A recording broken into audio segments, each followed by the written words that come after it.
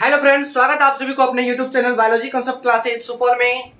आज आप सभी के लिए हम लोग लेके आए यानी हम लेके आए हैं बहुत ही वीवीआई टॉपिक।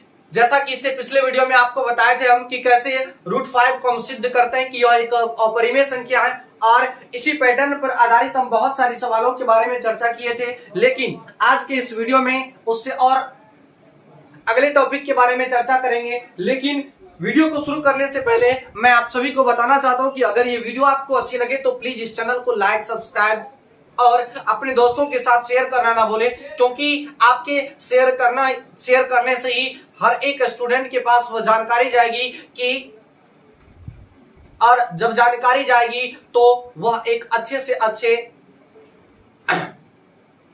मतलब इस वीडियो से जुड़ेंगे तो उसे एग्जाम में क्वेश्चन से रिलेटेड हो या कोई भी अदर सब्जेक्ट से रिलेटेड हो, उसे कोई भी असुविधा नहीं। यानी साफ साफ कहने का मतलब हुआ कि आपके रिजल्ट बेहतर होगा इस क्रैश कोर्स के जुड़ने से। इसीलिए इससे पिछले वीडियो में हमने चर्चा किया था कि कैसे रूट सिद्ध कीजिए कि रूट 5 एक अपरिमेय संख्या है। उसके बाद हम चर्चा किए थे कि मतलब एचसीएफ और एलसीएम कैसे ज्ञात किया जाता है सूत्र की विधि से। तो आज के इस वीडियो में उससे और अगले टॉपिक की चर्चा करेंगे। लेकिन मैं आप सभी को एक बात बताना चाहता हूं इस वीडियो को शुरू करने से पहले कि आपका एग्जाम धीरे धीरे बहुत ही नजदीक आते जा रहा है। इसके लिए आपको घबराने की जरूरत नहीं है, पैसेंस रखनी है और पैसेंस के साथ अपनी तैयारी को स्ट्रांग करना है, अपनी प्रिपरेशन को स्ट्रांग करते जाना है। और अब जो है आप लोग अपनी, जैसे आपका 6 सिलेबस होता है टोटल, 6 सिलेबस भी में से एक भी सिलेबस को इग्नोर नहीं करना है, चाहे वह हिंदी हो या संस्कृत हो या इंग्लिश क्यों ना हो। यानी कहने का मतलब हुआ कि आपकी एग्जाम के लिए 6 सब्जेक्ट बराबर है। तो जितना मेहनत आप मैथ्स पे करते हैं, जितना साइंस पे करते हैं, उतनी ही मेहनत आप हिंदी संस्कृत, क्योंकि तभी आपकी मार्क एक अच्छे से अच्छे मार्क ऑब्जर्व हो पाएगा। इसीलिए जो है एक तैयारी करने का एक टाइम टेबल अपने में बना लीजिए और उस टाइम टेबल के अनुकूल आप अपनी तैयारी को धीरे धीरे अब बढ़ाते जाइए, क्योंकि अब आपका एग्जाम बहुत ही नजदीक आते जा रहा है। इसलिए आपकी तैयारी ही, आपकी मेहनत ही रंग लाएगी।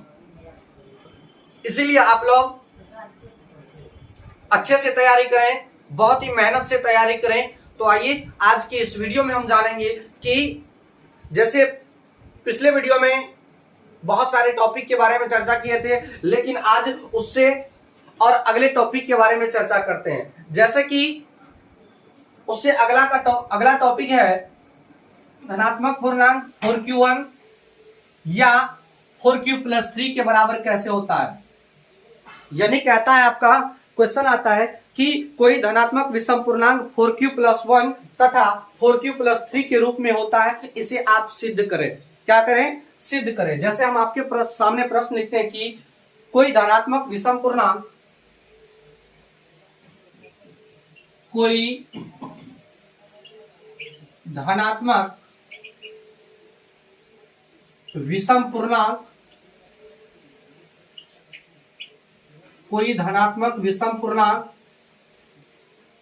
4q+1 तथा 4q+3 के रूप का होता है। 3 के रूप का होता है।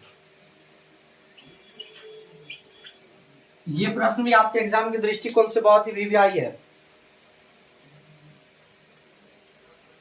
तो देखिए हम इसे कैसे प्रूफ करेंगे कि कैसे धनात्मक विषम पूर्णांक 4q+1 तथा 4q+3 के रूप का होता है। जैसे कुछ एग्जाम्पल हम आपके सामने समझाते हैं। जैसे देखिए कोई विषम पूर्णांक, जैसे मान लीजिए 11 है, और अगर 11 को आप 4 से भाग लगाइएगा तो कितना मर्त में लगेगा? 2 मर्त। तो भागफल 2 निकलेगा और 8 4 दूनी 8, शेषफल कितना निकल गया? 3।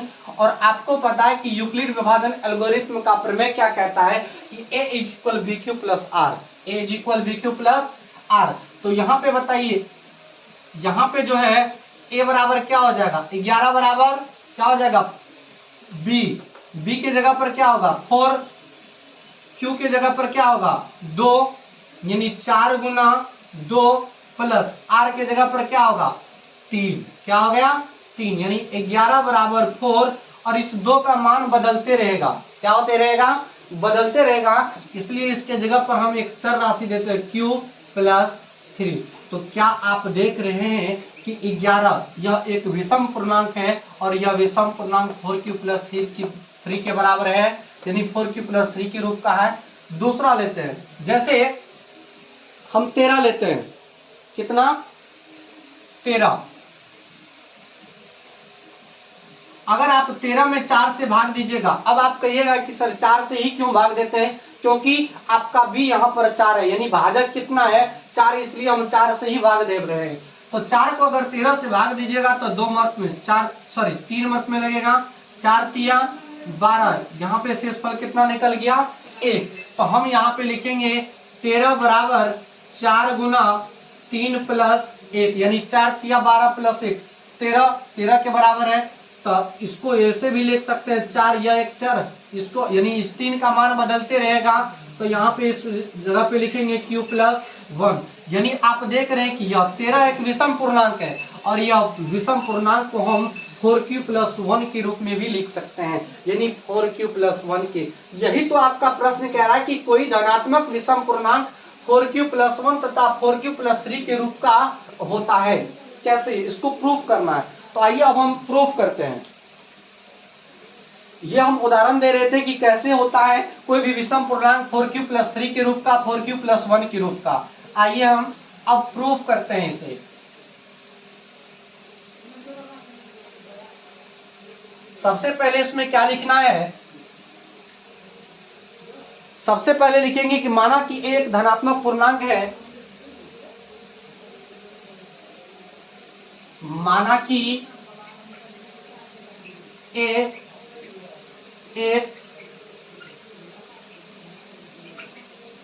धनात्मक, माना कि ए एक धनात्मक पूर्णांक है तथा b बराबर 4 है, b बराबर कितना है 4 है। तो यूक्लिड विभाजन प्रमेय से तो लिखेंगे यूक्लिड विभाजन प्रमेयिका से तो यूक्लिड विभाजन प्रमेयिका आपका क्या कहता है संबंध कि a is equal B Q plus R, a is equal B Q plus R, यही आपका यूक्लिड विभाजन एल्गोरिथ्म का संबंध है। अब यहाँ पे एक चीज देखिए, आपको पता है कि b यानी आपको सिद्ध करने के लिए कहा कि कोई धनात्मक विषम पूर्णांक 4q प्लस 1 तथा 4q प्लस 3 के रूप का होता है, यानी कि यहाँ पे हम लिखेंगे a इज इक्वल बी का मान हम कितना माने हैं 4, यानी कि b की जगह पे क्या होगा 4q प्लस r, क्या होगा r। अब एक चीज आपको यहाँ पर समझना जरूरी है कि r जो होता है, यानी r का मान हमेशा क्या होता है कि b से छोटा होता है, यानी शेषफल जो निकलता है किसी भी चीज का, तो वह शेषफल जो होता है वह हमेशा इस भाजक से छोटा होता है, या तो भाजक के बराबर भी नहीं होगा, यानी कि r का मान हमेशा इस b से छोटा होता है। क्या होता है b से छोटा होता है। तो अगर b से छोटा होता है तो यहाँ पे r के जगह पे क्या हो जाएगा, या तो 0 होगा या 1 होगा या 2 होगा या तो 3 होगा, होगा या नहीं होगा, जरूर होगा। आइए अब हम एक एक करके मान पुट करते हैं, क्या करते हैं मान को पुट करते हैं। जैसे हम यहाँ पे लिखेंगे कि r बराबर 0 रखने पर, r बराबर 0 रखने पर, r बराबर 0 1 2 3 कहां से आया ये तो पता चल गया ना आपको, r बराबर 0 1 2 3 यहां से आया, क्योंकि इस r का जो मान होगा वह हमेशा क्या होगा कि भाजक से छोटा होगा। कभी भी आप देखे हैं कि शेषफल, मान लीजिए आप अगर 5 से भाग लगा रहे हैं, जैसे 17 में भाग लगाए, तब 5 से 17 में भाग लगाए, तब 3 मर्त में लगा, 5 किया 15, शेष कितना निकला 2। कभी भी आप देखें कि शेषफल जो निकलता है वो भाजक से बड़ा होता है, नहीं, ये शेषफल जो निकलेगा हमेशा इससे छोटा निकलेगा, यानी कि इससे, इस भाजक से क्या निकलेगा, छोटा। तो हम मान लिए कि r बराबर या तो 0 होगा, 1 होगा, 2 होगा, 3 तक होगा, 4 तो नहीं हो सकता ना, क्योंकि 4 तो आपका भाजक है। तो इसलिए हम यहाँ पे माने r बराबर 0, 1, 2, 3। चलिए r बराबर 0 रखने पर, अगर r बराबर 0 रखे तो यहाँ पे r बराबर 0 का मान पुट कीजिए, a बराबर 4q प्लस r के जगह पे क्या रखेंगे 0, यानी a इज इक्वल क्या निकला 4q। तो जब 4q निकला तो यहाँ पे q आप क्या देख रहे हैं, q एक चर राशि है, यानी इसका मान हमेशा बदलते रहेगा। अगर आप q के जगह पे 1 रखिएगा तो 4 गुना 1 4 निकलेगा, अगर q के जगह पे 2 रखिएगा तो 4 दूनी 8 निकलेगा, अगर q के जगह पे 3 लिखिएगा तो 4 तिया 12 निकलेगा। तो ये अभी संख्या जो देख रहे हैं ये सब क्या है, सम संख्या है। तो यहाँ पे लिखेंगे सम संख्या, कौन संख्या, सम संख्या। अब आइए दूसरा मान पुट करते हैं, अब मान पुट करते हैं r बराबर 1 रखने पर, r बराबर 1 रखने पर, तो r बराबर 1 रखने पर क्या होगा, a is equal 4q plus 1, क्या निकलेगा 4q प्लस 1। अब यहाँ पे आप एक चीज देखिए कि r बराबर अगर 4q प्लस 1 निकला, 4q प्लस 1, तो आप इसे क्या लिख सकते हैं, आप इसे क्या लिख सकते हैं, आप इसे लिख सकते हैं a is equal 2 into 2q plus 1, 2q plus 1। अगर आप इस 2 और q को, यानी कि फिर वही बात यहाँ पे निकल के आती है, ये q यहाँ पर एक क्या राशि है, चर राशि है, क्या राशि है, चर राशि है। अगर आप q के जगह पे 1 रखिएगा तो 2 इंटू 2 गुना 1 बराबर क्या हो जाएगा, 2 दूनी 4 एकम 4 होगा। अगर 2 के जगह पे, इस q के जगह पे आप 2 रखिएगा तो कितना निकलेगा, 2 दूनी 4 दूनी 8 निकलेगा, निकलेगा या नहीं निकलेगा। तो हम इसका, इसके इस 2q के बदले में मान रख देते हैं, एक चर राशि मान लेते हैं m, यानी a बराबर 2m प्लस 1। इस 2q के बदले में, 2q के बदले में हम मान लिए 2m प्लस 1, यानी कहने का मतलब हुआ कि अब अगर यहाँ पे m भी एक चर राशि होगा, यहाँ पर क्या हो गया, m भी यहाँ पे एक चर राशि हो गया, यानी इसका मान भी, m का मान भी बदलेगा। तो यहाँ पे देखिए, अगर m का मान अगर 1 रखते हैं, क्या रखते हैं, 1 रखते हैं, तो 2 इंटू 1 प्लस 1 क्या होगा, 2 एकम 2 प्लस 1 3 हो जाएगा। अगर m का मान 2 रखते हैं तो क्या निकलेगा, निकल के 2 दूनी 4 1 5। अगर m का मान 3 रखिएगा तो 2 इंटू 3 प्लस 1, यानी 3 दूनी 6 1 7, यानी m का मान, m एक चर राशि और m का मान हमेशा बदलते रहेगा, और बदलने के बाद आप संख्या कौन सा देख रहे हैं, विषम संख्या। तो इस स्थिति में हम यहाँ पे लिखेंगे कि विषम संख्या, विषम संख्या, क्या लिखेंगे, विषम संख्या। अब आइए और आगे देखते हैं, r का मान 1 तक रख दिए हैं। अब आइए हम r का मान, इसको हम यहां पे लिख देते हैं, जगह का थोड़ा यहां पे लिख देते हैं, r बराबर 0 1 2 और 3। आइए अब हम r का मान कितना रखते हैं, 2 रखते हैं। r का मान 2 रखने पर,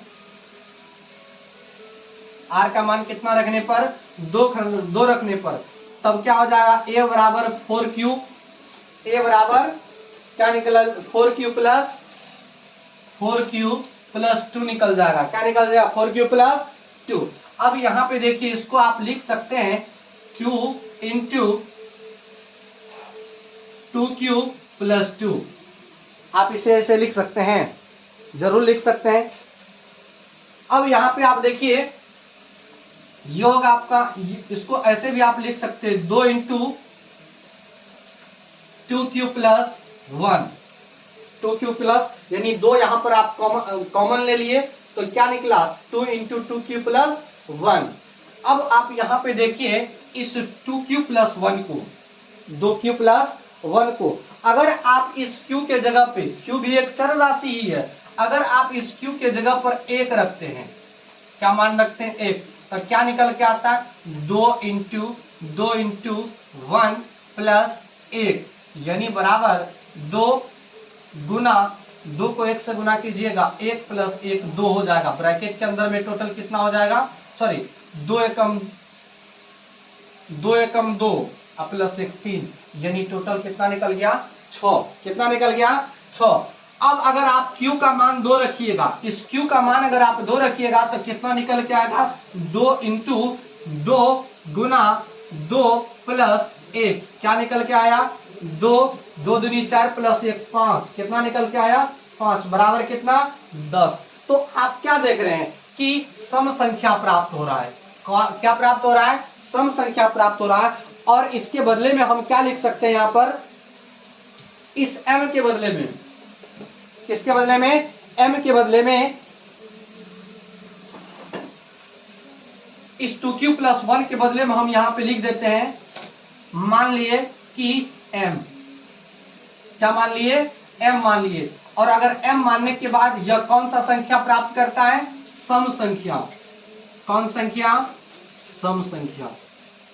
अगर आप 2m, यानी m यहां पे एक चर राशि है, अगर m का मान 1 रखिएगा तो 2 गुना 1 2 होगा, अगर 2 रखिएगा तो 2 दूनी 4 2 होगा, सॉरी 4 होगा, 3 रखिएगा तो 2 गुना 3 6 होगा जो कि सम संख्या है, अगर 4 रखिएगा तो 2 गुना 4 8 जो कि सम संख्या है। यानी इस तरह से यह एक क्या हो जाता है, r का मान रखने पर, r का मान 2 रखने पर क्या हो जाता है, सम हो जाता है। क्या हो जाता है, सम। अब आइए r का मान हम 3 रखते हैं, अगर r का मान 3 रखेंगे तो इस स्थिति में क्या होगा, तो देखिए यहां पर a इज इक्वल होगा 4q प्लस 3, क्या होगा 4q प्लस 3। अब इसको हम इस स्थिति में भी लिख सकते हैं 4q प्लस 2 प्लस 1, लिख सकते हैं या नहीं, जरूर लिख सकते हैं। अब यहां पे देखिए एक चीज यहां पर कॉमन आ सकता है, 2 इंटू 2q प्लस 1, अब प्लस तो 1 बाहर में ही रहेगा ही। अब यहाँ पे देखिए अगर आप इस q के जगह पे, अगर यह एक q एक चर राशि है और q के जगह पे आप अगर कोई मान पुट कीजिएगा तो विषम संख्या निकलेगा। हम एक निकाल के आपको बता देते हैं। जैसे देखिए अगर q का मान हम मान लीजिए सपोज दैट कितना रखे, 2 रख देते हैं या 3 रख देते हैं q का मान, तो निकालिए यहाँ पे क्या हो जाएगा, a बराबर हो जाएगा 2 और 2 इंटू 2 गुना 3 प्लस 1 प्लस 1 बराबर कितना हो जाएगा, 2 गुना 3 दूनी 6 1 7 7 हो जाएगा, और प्लस कितना 1, यानी 7 दूनी 14 प्लस 1 बराबर 15, जो कि क्या है, विषम संख्या है।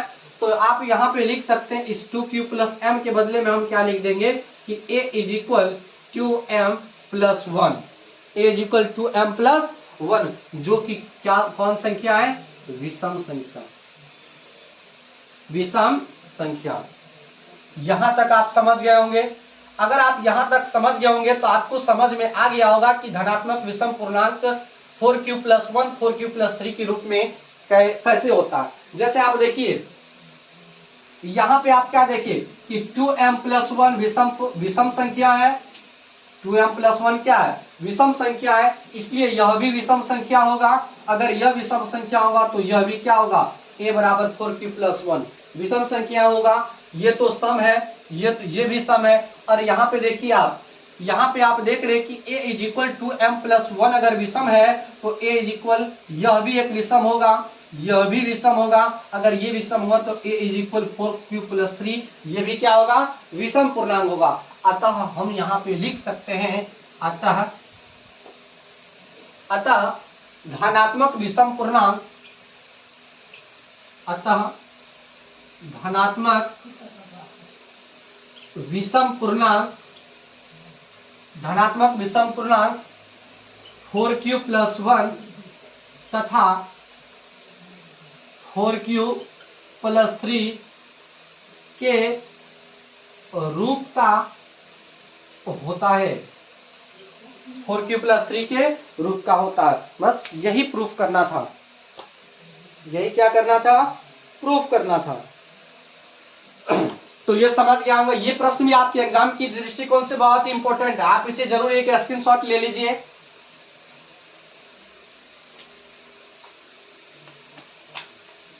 आइए, यहां तक आप लोग समझ गए होंगे। आइए इससे और आगे समझते हैं।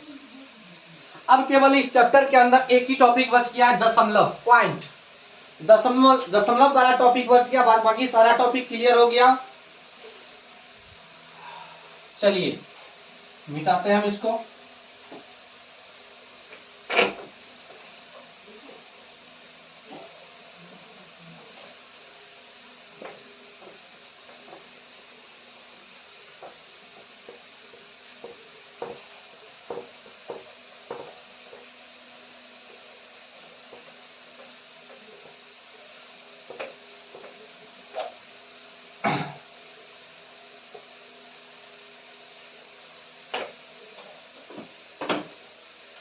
समझ में आ रहा होगा आप सभी को।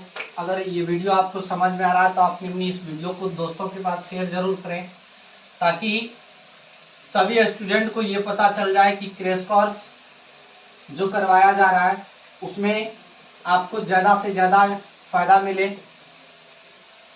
आइए, अगला जो टॉपिक है, देखिए अगला जो टॉपिक है वो ये लास्ट और अंतिम टॉपिक है इस चैप्टर का, यानी क्लास 10 के मैथ्स का जो रियल नंबर अर्थात वास्तविक संख्या चैप्टर है, इस चैप्टर का लास्ट टॉपिक है। और ये है दशमलव। दशमलव, देखिए ये दशमलव ना दो प्रकार के होते हैं। कितने प्रकार के होते हैं? दो प्रकार के होते हैं।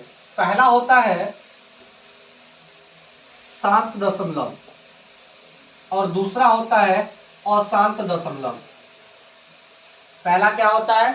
शांत दशमलव, और दूसरा क्या होता है? अशांत दशमलव। शांत दशमलव क्या होता है कि जो दशमलव के बाद स्थिर हो जाता है, जैसे 2.5, 7.3, ये सब क्या हो जाता है? दशमलव के बाद स्थिर हो जाता है, यानी रुक जाता है। और अशांत दशमलव क्या होता है? अशांत दशमलव भी दो प्रकार के होते हैं। क्या होते हैं? दो प्रकार के। एक होता है आवर्ती दशमलव, अशांत आवर्ती, और एक होता है अशांत अनावर्ती। यानी कि दशमलव मुख्यतः दो प्रकार के होते हैं। पहला एक शांत दशमलव, दूसरा और अशांत दशमलव। शांत दशमलव वो होता है जो दशमलव के बाद शांत हो जाता है, यानी शांत कहने का मतलब हुआ कि रुक जाता है, स्थिर हो जाता है। और अशांत कहने का मतलब हुआ कि रुकता नहीं, यानी अशांत भी दो प्रकार का होता है। एक होता है आवर्ती और एक होता है अनावर्ती। आवर्ती क्या होता है कि जैसे हम कोई भी चीज, कोई भिन्न को अगर आप सॉल्व करते हैं तो उसका हो सकता दशमलव, आप देखे होंगे कि 1 ही संख्या रहता, यानी दशमलव के बाद एक ही संख्या आते रहता, यानी 3 3 3 3 3 ये आते रहता एक ही संख्या। जैसे निकला 1.71717171, यानी बार बार 717171 आते रहता। तो इस प्रकार का जो दशमलव होता है उसी को हम आवर्ती दशमलव, अशांत आवर्ती दशमलव कहते हैं। और अनावर्ती में क्या होता है कि जैसे देखिए 1.4142875543, ये क्या होता है कि कभी शांत नहीं होता है, यानी कभी स्थिर नहीं होता है। ये आगे जितना आप इसे काटिएगा वो कटते ही रहेगा। जैसे देखिए 1.73245849 डॉट डॉट डॉट, यानी ये कभी स्थिर हो ही नहीं सकता। और इस प्रकार का जो दशमलव होता है, इस प्रकार के दशमलव को हम अनावर्ती यानी अशांत अनावर्ती दशमलव कहते हैं, और इस प्रकार के दशमलव को हम अशांत आवर्ती दशमलव कहते हैं। यहां तक समझ गए होंगे आपको। जैसे आपके सामने अगर बुक में लिखा होता है कि जैसे आप सॉल्व करें 2.5 2.5 को भिन्न में लिखना है, यानी 2.5 को क्या किस में लिखना है, भिन्न में लिखना है। तो आप कैसे निकालते हैं, 2.5 यानी जो लिखा रहता है दशमलव भूल के आप डायरेक्ट संख्या लिखते हैं, उसके बाद 1 लिख करके दशमलव के बाद जितना जीरो रहता है उतना जीरो डाल के, यानी यही परिमेय संख्या है। क्या होता है, यही परिमेय संख्या होता है। जैसे मानिए कि 12.0 है, 12.0 अगर आपको इसे कहा जाता है कि भिन्न में बदलने के लिए, तब 12.0 दशमलव के बाद उसके बाद बट्टे में 1 देंगे। अब दशमलव के बाद जो नॉन जीरो संख्या होता है, जीरो नहीं होना चाहिए, नॉन जीरो संख्या, तब देखिए दशमलव के बाद जीरो है लेकिन जीरो नहीं होना चाहिए, नॉन जीरो होगा तभी उसके बदले में, यानी कि ये तो जीरो है, अगर दशमलव के बाद मान लीजिए 5 3 रहता है, ये नॉन जीरो संख्या है और ये जीरो संख्या है, तो नॉन जीरो रहेगा तभी दशमलव के बट्टे में 1 के बाद उतना शून्य आएगा, लेकिन यहाँ पे तो जीरो है तो यहाँ पे 1 ही रहेगा, यानी इसीलिए हम इसको लिखते हैं 12/1। क्या लिखते हैं, 12/1।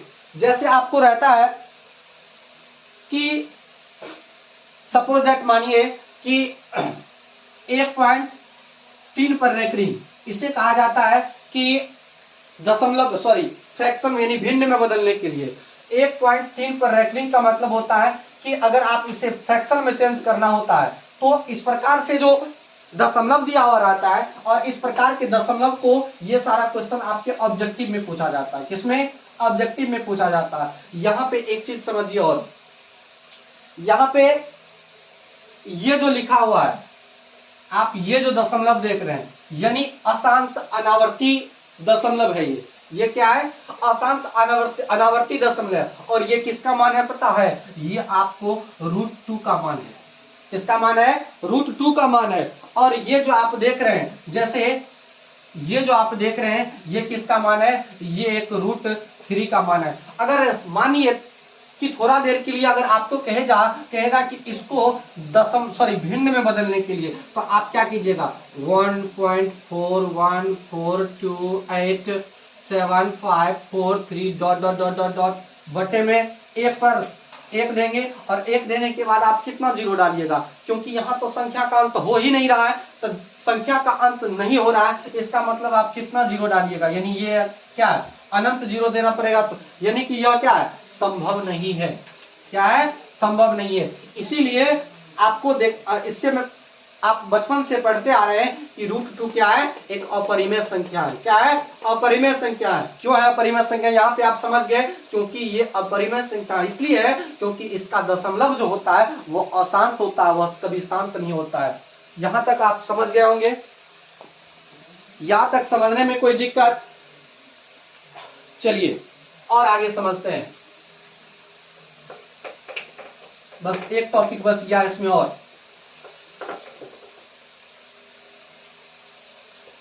अब जो हम देखेंगे ये देखेंगे कि शांत और अशांत पहचानने का नियम कैसे, यानी कौन सा भिन्न शांत होगा और कौन सा भिन्न अशांत होगा, इसके बारे में हमको कैसे पता चलेगा। जैसे आपके सामने कोई फ्रैक्शन दे देगा, कोई भिन्न दे देगा, और उससे बोलेगा बताइए यह शांत है या अशांत है, तो आप कैसे पता कर पाएंगे। जैसे देखिए शांत और अशांत को पहचानना, हम यहाँ पे लिखते हैं शांत और अशांत को पहचानना। तो शांत और अशांत को आप कैसे पहचान पाएंगे, तो शांत और अशांत को, जैसे आपके सामने अगर कोई फ्रैक्शन दिया हुआ रहेगा, जिस फ्रैक्शन का यानी जिस भिन्न का बोलेगा कि बताइए यह भिन्न शांत दशमलव है या अशांत है, तो आप किस प्रकार इसे पहचान पाएंगे। तो पहचानने का एक ट्रिक है, जो Q बराबर होगा, Q किसके बराबर होगा, Q बराबर होगा Q पर पावर m गुना 5 पर पावर n के बराबर। यानी कहने का मतलब हुआ कि अगर हर का गुणनखंड 2 पर पावर 5 और 5 पर पावर n के बराबर का है, तो वह भिन्न क्या होगा, वह भिन्न शांत होगा। क्या होगा, शांत होगा। फिर से समझिए, अगर P/Q अगर कोई फ्रैक्शन P/Q के रूप में लिखा हुआ होता है और उसका Q यानी नीचे Q क्या किसको बोलते हैं, हर को, और उसका क्यू अगर 2 पर पावर m गुना 5 पर पावर n के बराबर का होता है तो उसे हम क्या मानते हैं, शांत दशमलव मानते हैं। जैसे अगर कोई फ्रैक्शन आपको दिया हुआ है p/q के रूप में, अगर वो p/q के रूप में दिया हुआ है, अगर ये p बट्टा ऊपर वाला से तो हमको कोई लेना देना है नहीं, लेना देना किससे है, नीचे वाला से, यानी q से लेना देना है। तो अगर ये q 2 पर पावर m के भी बराबर हो जाएगा तो भी यह क्या होगा, शांत होगा। क्या होगा, शांत होगा। अगर p/5 पर पावर n के बराबर भी हो गया तो भी यह क्या होगा, शांत होगा। अगर p/2 पर पावर m गुना 5 पर पावर n के बराबर हो गया तो भी यह क्या होगा, शांत होगा। क्या होगा, शांत होगा। यानी कि अगर नीचे वाला हर यानी q अगर 2 पर पावर 5 और 5 पर पावर n के बराबर है, यानी उसका गुणनखंड इसके बराबर है, तो वह फ्रैक्शन यानी वह भिन्न क्या होगा, शांत आवृत्ति का होगा, या वह भिन्न शांत दशमलव होगा। जैसे आपके सामने हम एक एग्जांपल रखते हैं, जैसे देखिए 13/8, 13/8। अगर आप इस 8 का गुणनखंड निकालिएगा तो कितना निकलेगा, जैसे देखिए 8 का निकालिएगा तो कितना, 4 से, फिर कितना से, 2 से, यानी कि 2 गुना 2 गुना, इसको यही कर लीजिए, 2 गुना 2 गुना 2, यानी 2 पर पावर क्या निकल गया, q, यानी 2 पर पावर q, यानी 2 पर पावर q किसके बराबर है, 2 पर पावर m के बराबर है। किसके बराबर है, 2 पर पावर m के बराबर है। इसीलिए यह क्या होगा, शांत होगा। क्या होगा, शांत होगा। दूसरा एग्जांपल आइए लेते हैं, जैसे मान लीजिए 143 बटे 145, 143 बटे 145। अब ऊपर वाले से तो हमको कोई लेना है नहीं, देखना है नीचे वाले को, 145। तो 145 का हम अगर गुणनखंड निकालेंगे तो कितना निकलेगा, 2 7 14, सॉरी 5 से लगेगा,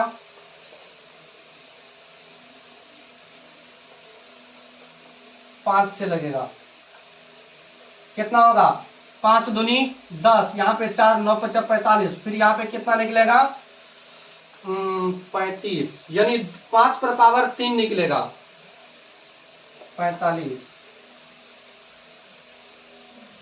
25 होगा, फिर यहाँ पे 5 5 5 25, यानी कि टोटल कितना निकला, 5 गुना 5 गुना 5, यानी 5 पर पावर 3। तो अगर हम लिखेंगे यहाँ पे इसको ऐसे करके 143 बटे 5 पर पावर 3, यह किसके बराबर है, 5 पर पावर n के बराबर है, इसलिए यह क्या होगा, शांत होगा।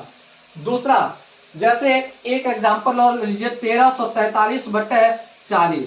अगर इसको आप हर का यानी q का आप अगर गुणनखंड ज्ञात कीजिएगा तो गुणनखंड क्या होगा, 2 से 20 दूनी 40, उसके बाद फिर 2 से 10 दूनी 20, फिर 2 से 5 दूनी 10, यानी क्या निकलेगा, 2 पर पावर 2 पर पावर 3, सॉरी 1343 बटे 2 पर पावर 3 गुना 5 पर पावर 1, यह किसके बराबर है, 2 पर पावर m गुना 5 पर पावर n के बराबर है, इसलिए यह क्या होगा, शांत होगा।